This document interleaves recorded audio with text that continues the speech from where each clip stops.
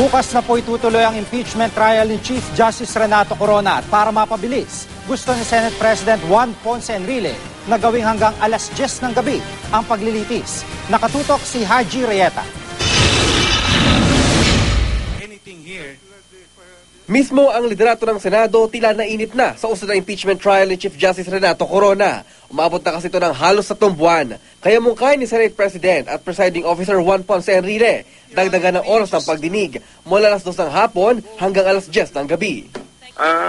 Ibubugkahi ko doon sa mga abogado, both sa prosecution at yung depensa na kung maaari, tapusin namin yung kaso na yan bago matapos itong buwan na ito.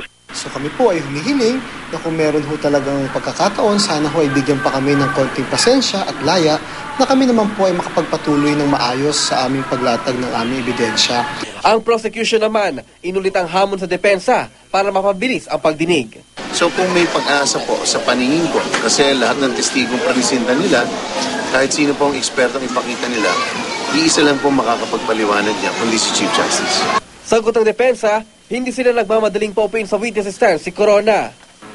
Bukas po maaasahan nyo na kami magpipresenta ng aming ebidensya sa isang tahimik, maayos, marangal, pamamuraan at wala po tayong mga ganyang pasabog sapagkat kami po naniniwala na dapat po ang kaso ay litisin sa loob ng Senate Impeachment Court.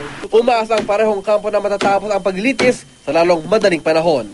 Haji Rieta, Nakatutok, 24 Oras.